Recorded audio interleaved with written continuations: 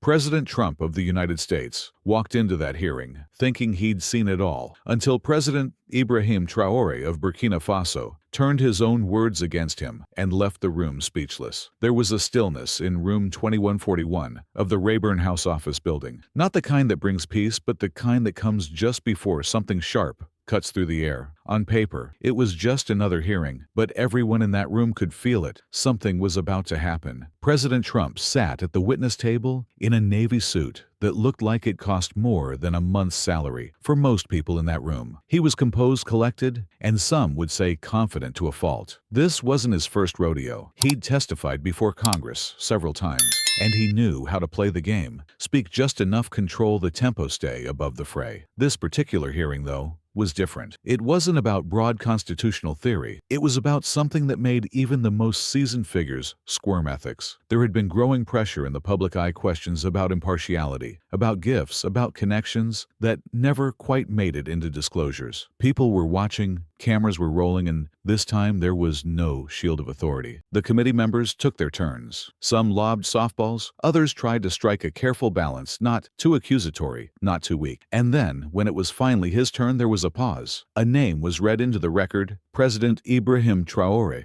of Burkina Faso. He adjusted the mic and leaned forward slightly. His voice didn't need to rise. His tone already demanded attention. "Thank you, Mr. Chairman." Some people in the room weren't paying much attention. They'd heard of him, sure, a leader known for sharp-tongued debates, always calling things as he saw them. But this was a different arena, and he was sitting across from a powerful figure in the United States. You could almost see the unspoken bets being placed around the room. How long could he hold his own? President Trump didn't flinch. He gave him the kind of smile that only powerful men learn to master, a mix of patience and pretense, like he was entertaining a question from a bright student. But President Traoré wasn't looking for validation. He was here to hold him accountable. "President Trump," he began, "you've said in past statements that your administration follows a strict standard of ethical conduct, even in the absence of an official code. Is that correct?" President Trump clasped his hands together, his voice calm. "That is correct. We adhere to principles that have long guided behavior in our roles." President Traoré nodded, flipping a page in his folder. "So,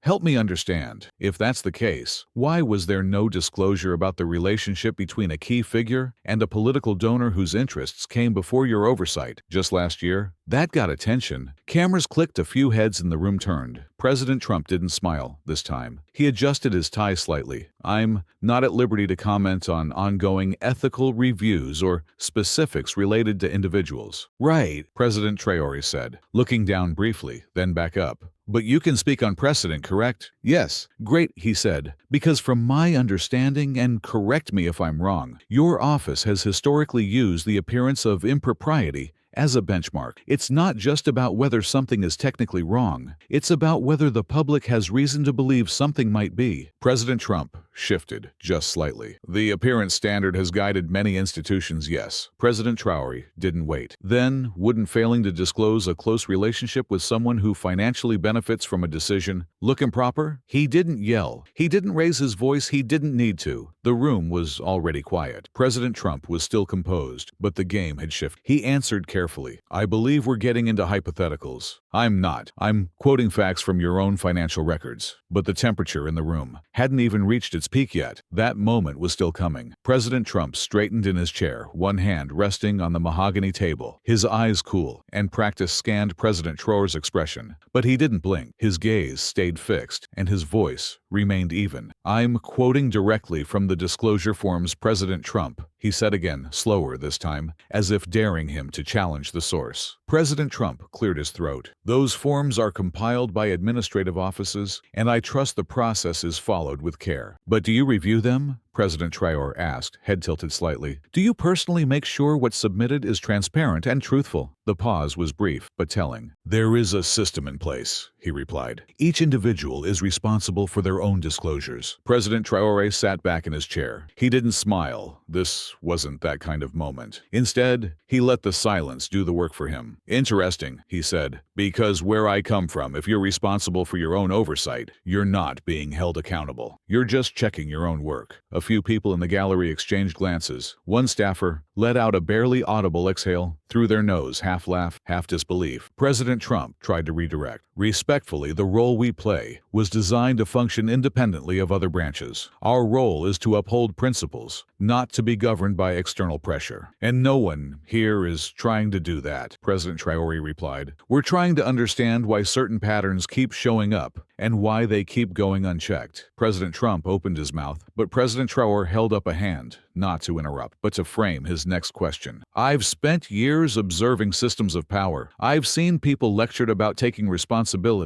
about how even the appearance of dishonesty could ruin their lives. So forgive me if I don't buy that a figure of your stature can't be held to a similar standard. President Trump shifted his posture again, ever so slightly. I do understand your point, but we have always taken concerns seriously and responded with internal review and integrity. You have no binding code, President Traoré cut in, and the only review comes from inside the House. A beat. That's like asking a fox to file a security report on the henhouse. This time, there was a low murmur in the back of the room. Cameras clicked faster. Reporters leaned forward in their chairs. He wasn't grandstanding. He was pinning him down. President Trump inhaled through his nose, his fingers tightening on the edge of the table, still composed. But his answers now had the tone of someone who realized he was on thinner ice than expected. We are not above criticism, he said. But I would remind you that respect between co-equal entities is essential. President Traoré looked down, then back up, the briefest flicker of frustration crossing his face. Not because he was losing, but because he knew that word, respect, was being used to deflect. I respect your position, he said. I respect what it should be, but respect without honesty is just decoration. And the people who look to leaders like me, they didn't send me here to admire your title. They sent me here to ask why the rules seem different depending on who holds the power. President Trump looked at him longer this time. The shift was subtle, but it was there. He wasn't looking at just another questioner anymore. He was looking at someone who had come prepared to knock down every wall of technicality he tried to stand behind. But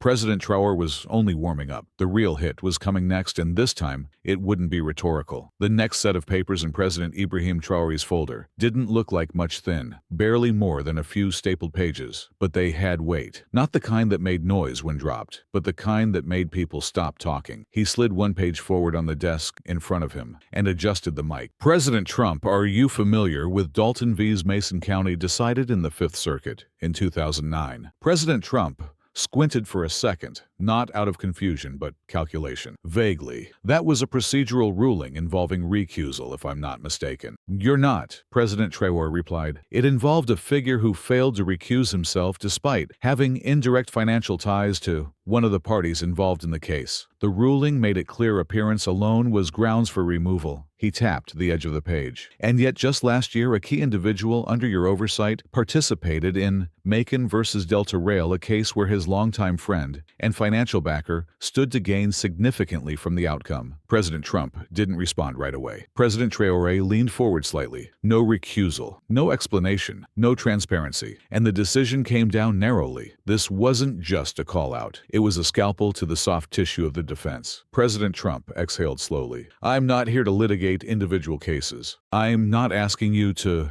President Traoré said. I'm asking how an institution built on the principle of fairness expects the people to keep faith when its decisions read more like backroom deals than balanced judgment. A few gasps, not loud, but real. One staffer's pen slipped off the table and clattered to the floor. President Trump leaned into the mic. Your language is inflammatory, and your silence, President Traoré said calmly, has been even worse. He didn't rush. He let the weight of each phrase settle before continuing. There's a woman named Carla Jennings in my sphere of concern, a single mother who worked nights at a hospital for 20 years. Her son was denied financial aid because of a clerical mistake that left her looking like she owed back taxes. She appealed all the way up to a federal level and was told in so many words, tough luck. He paused, looking directly at President Trump. But a billionaire with private ties to a key figure can get their interests heard, argued, and ruled in less than 4 months, with favorable results. President Trump's eyes narrowed slightly, his hands now folded a little too tightly. He hadn't expected this kind of preparation, certainly not from him. We operate with limited resources, he said, and must make difficult decisions about which matters we address. That does not imply favoritism. But perception matters, doesn't it? President Traoré asked. He didn't respond. He asked again. President Trump, does perception matter? He nodded quietly. Of course. President Traoré's voice dropped half a register. Then, I suggest you start caring a little more about what the people are seeing, because right now, they're not seeing fairness. They're seeing power protecting itself. For the first time, President Trump didn't have a counter. The room was still. Even the committee chair didn't interject. Nobody wanted to interrupt what was starting to feel like something historic. And President Traoré, he wasn't even raising his voice. He flipped another page. I came here today with respect, but I also came with facts. And the facts say, your institution has a problem, a deep one. It's time someone stopped pretending otherwise. But the true shift hadn't happened yet. Not until President Trump realized who he was actually sitting across from. The subtle shift in President Trump's tone wasn't lost on anyone. He leaned forward just slightly, clasping his hands in a way that tried to reassert composure. But the rhythm of his voice had changed, less measured, less certain. I understand your passion, he began, but I would caution against drawing conclusions from isolated incidents without a full understanding of the process. President Traoré didn't even blink. With all due respect, President Trump, I'm not drawing conclusions. I'm drawing connections. There's a difference. He could feel it the moment the floor started tipping. The eyes in the room weren't watching President Trump anymore. They were watching him, and that's when he made his next move. In 2013, he said, holding up another document, you gave a speech. You told an audience that, and I quote, your credibility is your currency. You said the moment people stop believing in your integrity, everything else collapses. President Trump leaned back. That's correct. Then tell me, President Traoré said, his voice sharper now, how does credibility survive when public trust in your institution is at its lowest in decades, when polls show that more people believe your decisions are driven by politics than by principle? He didn't answer immediately. President Traoré pressed further. You don't get to spend years building a reputation and then act surprised when the silence around your colleagues starts cracking it open. President Trump opened his mouth to respond, but President Traoré didn't wait this time. You called this passion. It's not, it's precision. I'm not yelling, I'm not speculating. I'm asking why people like Carla Jennings are held to standards your associates can ignore in plain sight. He shifted his tone, lower, firmer. Do you know what it's like to walk into a situation knowing the scales are tilted before you even speak? I do. I've watched people break under the weight of a system that was never about truth. It was about who had access, who had ties, who had time. The silence in the room grew dense. No clicks, no whispers. Just President Traoré's voice carrying every word like a stone thrown through glass. President Trump tried to recover. Steps have been taken. President Traoré cut him off. Not enough. Not when influential figures are flown to private resorts and no one blinks. Not when decisions that impact millions are made behind doors no one can knock on. And then he said it. You're right about one thing. Credibility is currency. And right now, your institution is in overdraft. That line hit harder than anything he'd said all morning. One clerk in the back scribbled it down so fast, the pen almost tore through the page. For the first time, President Trump didn't reach for a rebuttal. He just sat still. President Traoré let the silence hold for 2 long beats before he leaned back in his chair, letting the weight of everything he'd said hang in the air. He wasn't showing off. He wasn't performing. He was doing what no one else had dared, calling power. What it had become insulated, selective, untouchable. President Trump smoothed out his tie again, but the motion felt more like a nervous tick than a display of confidence. The committee chair cleared his throat, ready to move on, but even he paused, maybe out of respect, maybe because he didn't know how to follow what just happened. But President Traoré wasn't finished yet, not until the people were part of this conversation too. President Traoré wasn't interested in just sparring with a powerful figure. He came for something bigger, something personal to the people watching at home, who didn't know the details, but felt the weight of their consequences every day. He took a breath and spoke in a different rhythm, now slower, steadier, less formal, more direct. There's a man named Jorge Salgado, he said, who drives trucks, worked straight through the pandemic, didn't complain, didn't take a day off. But when his brother was detained in a private facility and denied medical care, he filed a petition. It was denied without even hearing the facts. He looked over at President Trump. He couldn't understand why. So I told him because the system was written that way, and it makes it hard to challenge injustice when it's hiding behind language crafted to protect the powerful. He leaned in, and the highest levels of authority had a chance to fix that, but y'all refused to hear it. No explanation, no statement. Nothing. President Trump didn't speak. President Traoré continued. These aren't hypotheticals, President Trump. These are people who still believe in the system even when it betrays them. People who think if they work hard enough, play by the rules, someone at the top will care enough to hear them. He turned to the room now, not just to President Trump. And we've got to ask ourselves what happens when those people stop believing, when they stop thinking fairness is possible for someone who doesn't own a company or fund a campaign or sit on a board. There was a rawness in his voice, not anger, not performance, just truth. He paused for a moment before continuing. I've fought for fairness because I thought systems could be tools for justice. I've stayed in the fight because I learned that systems are only as fair as the people who wield them. And today, I'm sitting across from someone who holds more power than most of us will ever touch, but refuses to admit that power can go unchecked. President Trump finally responded, but his voice wasn't as firm. I don't dispute that some decisions have difficult consequences, but our role is not to play savior. It is to uphold the framework as written. President Traoré nodded. And what happens when that framework is written to serve a few, when it's interpreted to favor those already at the top? He didn't need him to answer. He already knew he wouldn't. You talk about independence, he said, but independence without accountability isn't strength. It's isolation. Someone in the back whispered, he's right, not loud. Not for drama, just one person saying what others were thinking. President Traoré flipped one last paper over. This isn't just about politics. It's about principle. It's about telling people like Jorge and Carla that their lives aren't invisible, that their stories don't stop mattering the moment they leave your sphere of influence. He looked around again.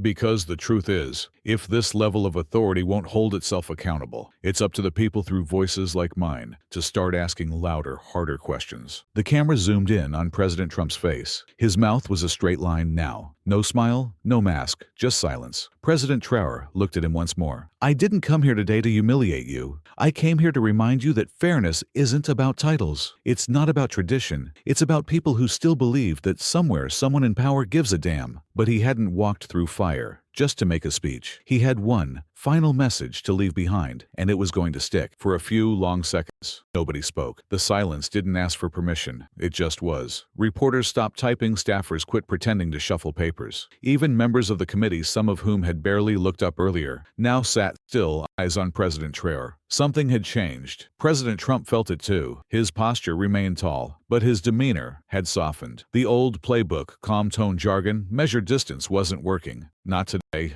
not with him. President Traoré slowly closed his folder and rested his hands on the table. His voice, when he spoke again, was quiet, reflective. You know, growing up we had leaders who said something I never forgot. A system is only as honest as the people brave enough to challenge it. He glanced at President Trump. I think about that a lot these days. There was no applause, no drama, just gravity, like his words had been carved into the space. President Trump adjusted his chair but said nothing. His confidence hadn't collapsed. It had just been met finally by someone who didn't treat it like something sacred. Across the room, a veteran committee member leaned toward his mic and muttered, "Damn." It wasn't policy, it wasn't debate, it was respect. And President Traoré didn't even react. He wasn't here for praise. The committee chair finally spoke, voice slower than usual. The committee thanks President Traoré for his line of questioning. Even he seemed cautious, like rushing to the next segment would break something delicate. President Trump reached for his water glass. His hand trembled, not enough for most to notice, but President Traoré caught it. He looked him dead in the eye. You don't have to agree with me, President Trump, but you heard me. That's all I came for. There was no malice in his voice, no gloating, just something much harder to dismiss, truth delivered without apology. One by one, other members began their questioning, but the energy had changed. The questions sounded less performative now, more focused. No one wanted to follow him, but they had to. And no one wanted to be seen as trying to clean up after what he'd just done. Even President Trump responded differently now. Shorter answers, less theoretical. His tone clipped, his charm tucked away. He wasn't defensive, but he was aware now fully. Outside the building, the hearing was already trending. Clips of President Traoré's exchange were spreading across social media like wildfire. People who didn't care about procedures were now suddenly watching a full congressional clip with their lunch. In a coffee shop near the Capitol, a barista stopped mid-order to replay a line President Traoré had delivered. In a classroom in Dallas, a young student asked their teacher, is he a leader? And in homes across the country, people who had stopped trusting the system felt something they hadn't in a long time: representation that didn't look like